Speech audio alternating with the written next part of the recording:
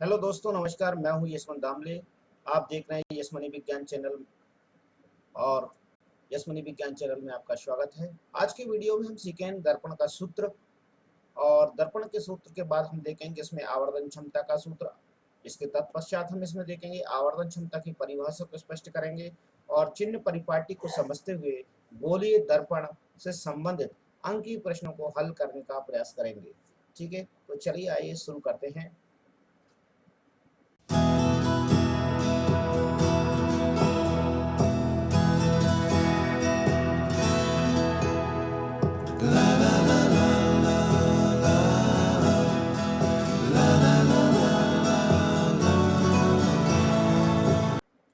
दर्पण का सूत्र देखते हैं। दर्पण का सूत्र इसमें सबसे पहले 1/f बराबर 1/v प्लस 1/u। इसमें एफ यू है वास्तव में फोकस दूरी है, वी को प्रतिबिंब की दूरी और यू है वास्तविक प्रतिबिंब की दूरी के रूप में इसे बताया गया है। नेक्स्ट देखते हैं आगे। आवर्धन क्षमता का सूत्र हम यहाँ देखेंगे। अब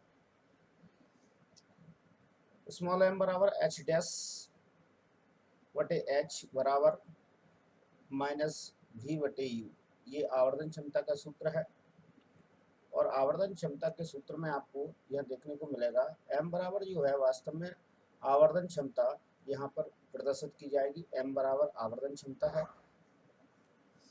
h डैश बराबर यहाँ देख पाएंगे आप प्रतिबिंब की ऊंचाई h डैश प्रतिबिंब की ऊंचाई को प्रदर्शित करती है। इसके बाद h यहाँ पर आप देख पाएंगे बिंब की ऊंचाई को प्रदर्शित करता है। इसके बाद हम यहाँ नोटिस कर पाएंगे, देख पाएंगे कि भी यहाँ पर वास्तव में प्रतिबिंब की दूरी को प्रदर्शित करती है। यहाँ पर वस्तु या बिंब की दूरी को प्रदर्शित करता है। यह देख पाएंगे आवर्धन क्षमता की परिभाषा। आवर्धन क्षमता की परिभाषा क्या होगी यह हम देख लेते हैं। तो जब किसी वस्तु और प्रतिबिंब की लंबाई मुख्य अक्ष के लंबवत नापी जाए तो प्रतिबिंब की लंबाई और वस्तु की लंबाई का जो अनुपात होता है वो रेखीय आवर्धन के नाम से जानते हैं। इसे हम m से प्रदर्शित करते हैं, या रेखीय आवर्धन को हम m से प्रदर्शित किया जाता है। चिन्ह परिपाटी के बारे में हम जान लेते हैं। चिन्ह परिपाटी क्या है? यह है दर्पण। दर्पण में यह है मुखाक्षी जो नीले रंग से दिखाई गई है। इसके बाद ऊपर की ओर मापी जाने वाली जो भी दूरी होगी, ऊपर की ओर मुखाक्ष ऊपर की ओर जो भी दूरी मापी जाएगी वो धनात्मक होगी। तत्पश्चात हम देखते हैं नेक्स्ट दूरी इसकी। यदि नीचे की ओर कोई भी दूरी नापी जाएगी तो वह ऋणात्मक में नापी जाएगी। और यदि हम देखना चाहेंगे कि बाईं ओर कोई दूरी मापी जाएगी, दर्पण से बाईं ओर कोई दूरी मापी जाती है दर्पण की तरफ से, तो वह ऋणात्मक होगी। ये भी हम जानेंगे यहाँ पर। साथ साथ में ये देखने का प्रयास करेंगे कि यदि दर्पण के पीछे दाईं ओर कोई दूरी नापी जाती है तो वह वास्तव में धनात्मक होगी। ये चिन्ह परिपाटी है। ठीक इसी के अनुसार इनके अंकीय प्रश्नों के सवाल सॉल्व किए जाते हैं।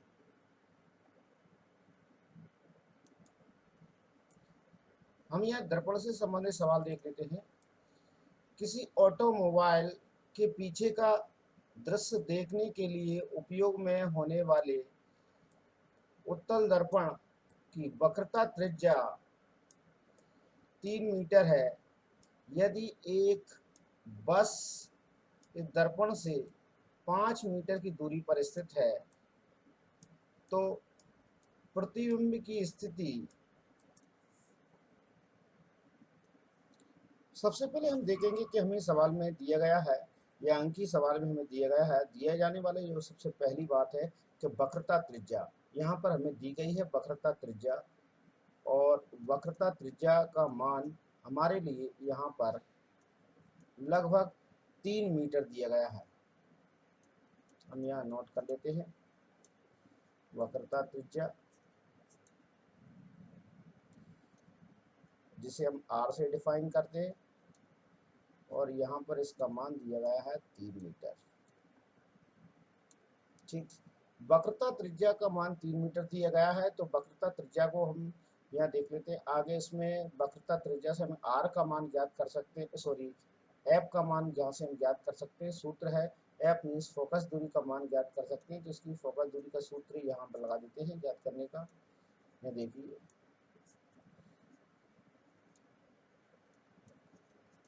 फोकस दूरी f बराबर r/2 यहाँ हम रख देते हैं। तो r का मान हमें यहाँ मिल चुका है कि 3 है, और यहाँ पर लिख देंगे 2, तो बराबर में हमारे पास आ जाएगा 1.50 मीटर, ये इसका मान निकल आएगा। ठीक है, दूसरे नंबर पर जो हमें दिया गया है वो दिया गया है दर्पण से दूरी दी गई है। यदि एक बस दर्पण से 5 मीटर की दूरी पर है, तो ये वस्तु की दूरी दी गई है हमें, वो हम लिख देंगे। वस्तु मतलब बिंब की दूरी है, तो बिंब की दूरी हम यहाँ नोट करेंगे।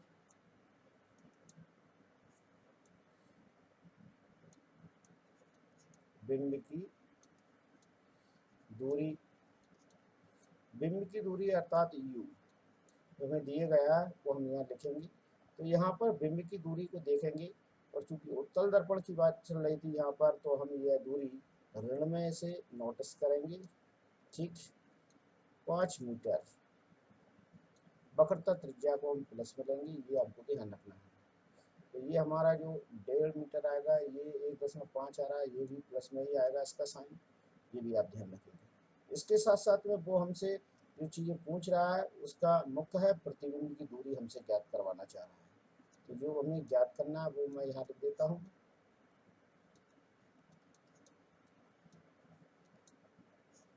प्रतिबिंब की दूरी अर्थात v बराबर हमें फाइंड आउट करना है, ज्ञात करना है, ये हमें जानकारी यहाँ पर है।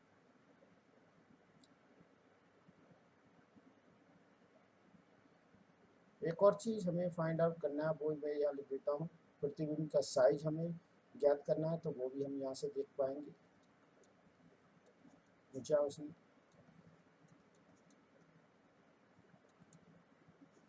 प्रतिबिंब साइज, प्रतिबिंब साइज अर्थात यहाँ पर h डैश का मान हमसे ज्ञात करवाया जा रहा है, ये भी हमें ज्ञात करना है, ये हम देख लेंगे। ठीक, तो हम सबसे पहले प्रतिबिंब की स्थिति पता करेंगे, प्रतिबिंब की दूरी ज्ञात करेंगे। तो इसके लिए सबसे पहले मैं आपको बताना चाहूँगा, हम एक समीकरण जानते हैं जिसके विषय में हम यहाँ से आगे से बढ़ सकते हैं। यहाँ लिखेंगे, सबसे पहले हम जानते हैं, और आप भी ये बात जानते हैं, इसीलिए आप ये जानते हैं इसलिए हम ये लिख रहे हैं। हम जानते हैं कि, आप क्या जानते हो वो समीकरण यहाँ आप लेंगे, लिख देंगे 1/f बराबर 1/v प्लस 1/u, ये आप जानते हो दर्पण का सूत्र है, ये आपको पता है, ये दर्पण सूत्र। तो दर्पण सूत्र में हमें जो चीज़ें चाहिए वो हम यहाँ देख लेते हैं कहाँ कहाँ पर हमें मिलेंगी। f हमें यहाँ मिल जाएगा। ठीक, v का मान हमें फाइंड आउट करना है, और u का मान हमें यहाँ मिल जाएगा, u यहाँ पर दिया गया है, u का मान भी यहाँ मिलेगा। चलिए आगे चलते हैं हम।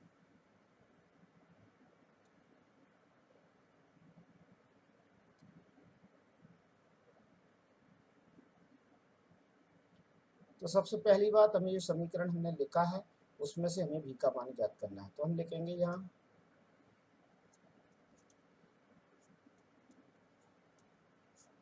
v का मान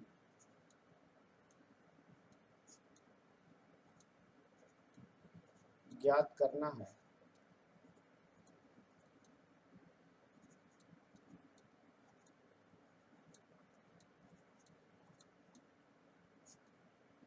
इसी कारण हम उक्त सूत्र को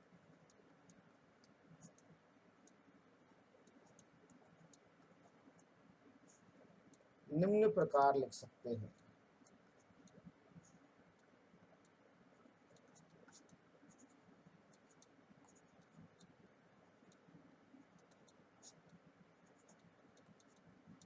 देखिए हम किस प्रकार से इसे लिख सकते हैं, तो हम यह लिख सकते हैं 1/v बराबर 1/f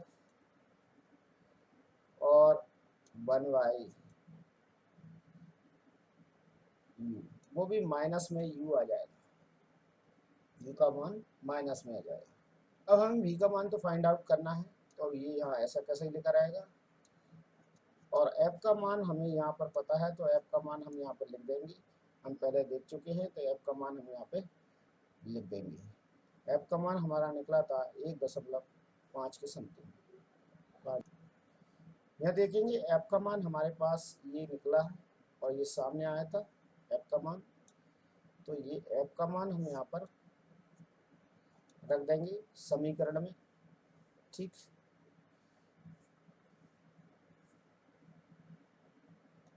ये लिख दिया, f का मान हमने 1.50। इसके बाद u का मान हमें पता है, u का मान हम यहाँ पर लिखेंगे -5, u का मान हमें -5 लिखना है, तो हम यहाँ से इस प्रकार से लिखेंगे 0 0 और इसे कोष्टक में बंद कर देंगे। सबसे पहली बात यहाँ हम देखेंगे, जब इन्हें कोष्टक में बंद कर देते हैं तो यह कोष्टक के बाहर दो प्रकार के ऋण के चिन्ह हैं। जब ऋण और ऋण का गुणा हो जाएगा, अर्थात इस प्रकार से हम दो चीज़ों का मल्टीप्लाई करते हैं, ये इन चिन्हों का मल्टीप्लाई करते हैं, तो एक चिन्ह हमें प्राप्त होता है प्लस का। ये आप साइन में ध्यान रखिए। तब हम यहाँ पर ये चिन्ह के स्थान पर प्लस का चिन्ह प्रयोग करेंगे, तो 1/v इक्वल 1/1.50 प्लस यहाँ आ जाएगा 1.5, सॉरी 5 प्लस 1/5। आप चाहें तो दशमलव के बाद 0 0 लिख दें, ना चाहें तो ना लिखें, कोई दिक्कत नहीं है। इसके बाद हम चलते हैं आगे, इसी में ही इनकी हर हम देख पा रहे हैं कि समान नहीं है। इनकी हर समान बनाने के लिए हम एक काम करेंगे कि पहली भिन्न की हर का गुणा दूसरे की भिन्न में कर देंगे और दूसरी भिन्न के हर का गुणा पहली भिन्न में कर देंगे, तो इनके हर समान हो जाएंगे, जिससे हमें एलसीएम ये लघुत्तम लेने में समस्या नहीं आएगी और वो हम सरलता से ले सकेंगे।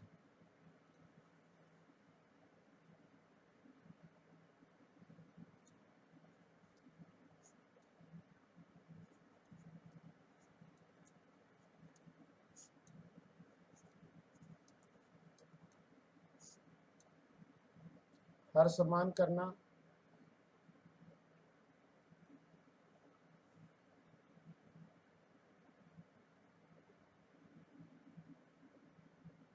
तथा एलसीएम लेना।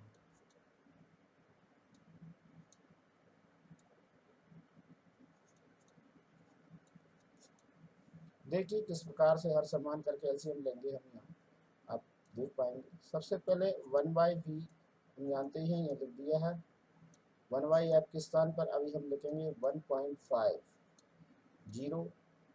यहाँ मल्टीप्लाई करेंगे हम, जो गुणा कर रहे थे उसको, जैसे कि मैंने आपको बताया है 5 का,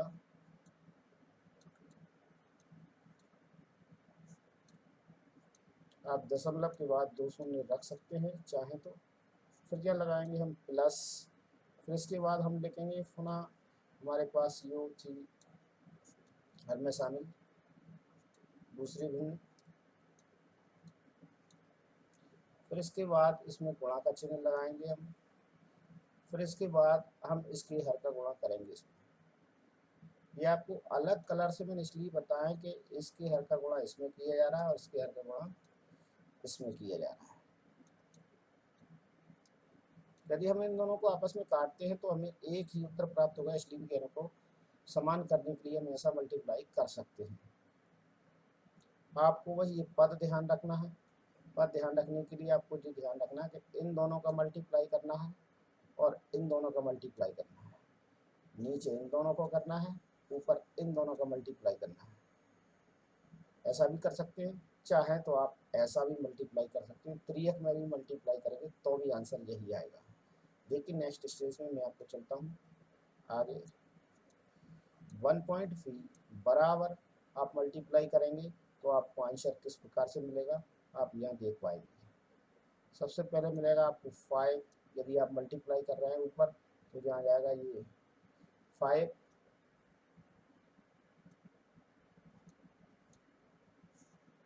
नीचे मल्टीप्लाई करने पर आपको प्राप्त हो जाएगा, यहाँ पर देख पाएंगे 7.50 इस प्रकार से प्राप्त होगा आपको। ठीक, फिर आप लिखेंगे प्लस, फिर इसी प्रकार से इसका मल्टीप्लाई करेंगे आप, तब आपको प्राप्त हो जाएगा 1.50। फिर नीचे का मल्टीप्लाई करेंगे आप तो आपको मिलेगा 7.50। ये मल्टीप्लाई करने पर प्राप्त हो गया। दोनों के हर समान हो चुके हैं। अब इनका एलसीएम हम सरलता से ले सकते हैं, और जब इनका एलसीएम लेते हैं तो इनका एलसीएम आता है लघुत्तम 7.50। दोनों के हर समान है तो हमें कोई समस्या नहीं होगी। और ऊपर वाली दोनों संख्याओं को हम ऐड करके यहीं पे लिख देंगे 5.00 1.50। ये देखिए, अब इनकी कैलकुलेशन के लिए हम आगे चलते हैं। कैलकुलेशन के लिए जब आप आगे चलेंगे तो आप देख पाएंगे कि 1.v बराबर यहाँ पर आपको मिलेगा कि ऊपर वाली संख्या को आप जोड़ोगे, ऐड करोगे 5 में 1.50 को, तो आपको यहाँ मिलेगा 6.50 बाय 7.50। ये आपको इसका उत्तर मिला है। अब यदि हम चाहते हैं हमारे भी का आंसर हमें मिल जाए तो हम ये संख्या को पलट कर लिख देते हैं, अर्थात इसको हम ऐसा करने का प्रयास करेंगे।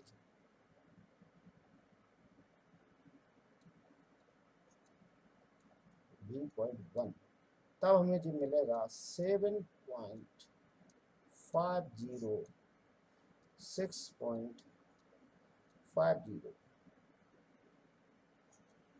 तब इसका उत्तर हमारे सामने आएगा प्लस 1.15 मीटर। ये इसका उत्तर हमारे सामने आएगा।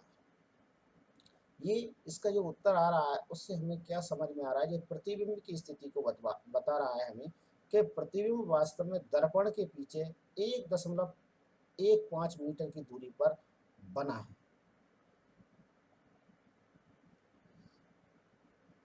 यहाँ लिखेंगे हम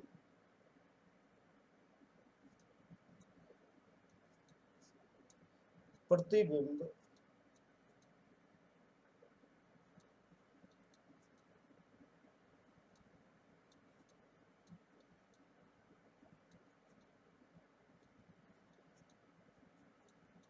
दर्पण के पीछे 1.15 मीटर की दूरी पर बनेगा।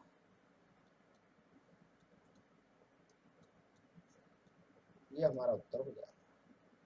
इसे चाहें तो आप चौकोर में बंद कर लें अच्छे तरीके से, अर्थात ये हमारे पास प्रतिबिंब की सही स्थिति हमें ज्ञात हो चुकी है, ये हमने फाइंड आउट कर ली है और यही हमें जानकारी चाहिए थी। अब दूसरे नंबर पर जो हमें ज्ञात करना है वो प्रतिबिंब की ऊंचाई है।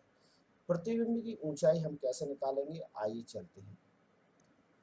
प्रतिबिंब की ऊंचाई ज्ञात करने के लिए हमारे पास आवर्धन का सूत्र है, जिसे आप जानते हैं, अभी मैंने आज ही आपको वीडियो में इसे परिचित कराया है। तो आवर्धन ये सूत्र है, उसमें आप देखेंगे m बराबर h डैश वटे h बराबर, यहाँ आपको मिलेगा बराबर में, और माइनस v वटे u, ये आपको मिलेगा। आप देख पाएंगे कि हमारे पास जो मान है वो कौन कौन से मान हमें प्राप्त हो चुके हैं। हम यहाँ पर मान में पता कर चुके हैं, भी u का मान हमें पूर्व से ही ज्ञात है और u का मान हमें q से ज्ञात होने के कारण हमें ये पता है कि ये -5.00 है, जबकि v का मान अभी हमने ज्ञात किया है जो कि +1.15 मीटर है और ये v मीटर में है। दोनों मान हमें पता है, ये दोनों ही मान हम समीकरण में रख देंगे। ठीक है, समीकरण में ये दोनों मान रखे जाएंगे। तो यहाँ हम लिख सकते हैं इसमें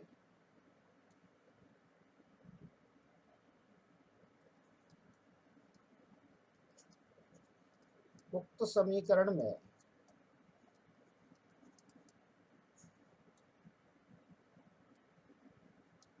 v तथा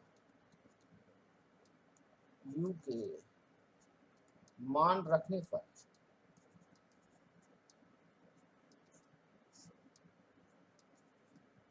तो दोनों के मान हम यहाँ पर रखेंगे और जब ऐसे ही हम इनमें मान रखेंगे तब आपको यहाँ पर एक नया यहाँ पर देखने को मिलेगा नया रूप सूत्र का। तो m बराबर यहाँ पर लेंगे हम। ठीक, तो यहाँ पर हमारे पास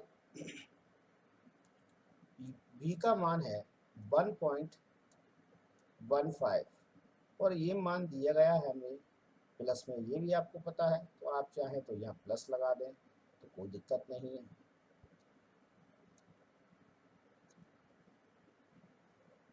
नीचे u का मान हमें रखना है वो है माइनस में और यहाँ एक माइनस का चिन्ह हमारे पास पहले से मौजूद है, ये माइनस मैंने लगा दिया है और दूसरा माइनस का चिन्ह हम यहाँ कोष्टक के अंदर लगाएंगे और यहाँ इसमें मान रखेंगे 5.00 जी इसका मान है। जब कोष्टक खुलेगा तो माइनस माइनस का गुणा हो जाएगा और वो आंसर हो जाएगा उसका प्लस में। ठीक है, तब हम यहाँ पर देखेंगे ये संख्या हमारी प्लस में हो जाएगी, तब हम इसमें भाग लगाएंगे।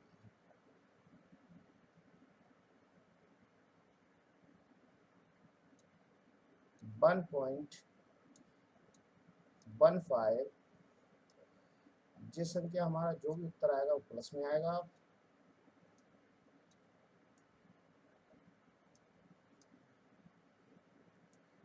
जो भी उत्तर आ रहा है वो प्लस में आएगा। तो यहाँ हम देख रहे हैं इसमें यदि हम 5 से डिवाइड करते हैं, 5 से डिवाइड करने पर हमारा आंसर होगा इसमें +0.23, ये हमारा उत्तर होगा। अर्थात आवर्धन की जो क्षमता है m का जो मान है वो वास्तव में 0.23 हाइट होगी, मतलब प्रतिबिंब वस्तु से इतने गुना छोटा होगा, ये हम कह सकते हैं।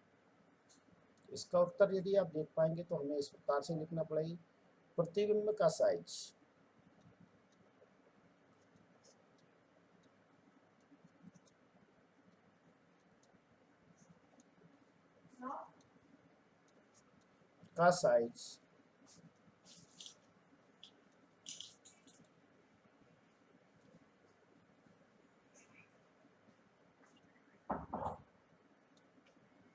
बिंब से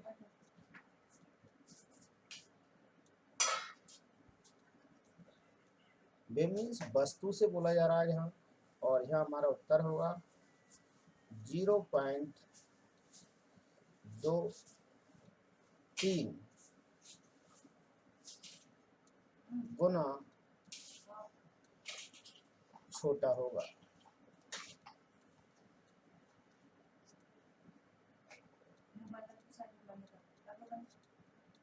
ये हमारा आंसर हो जाएगा।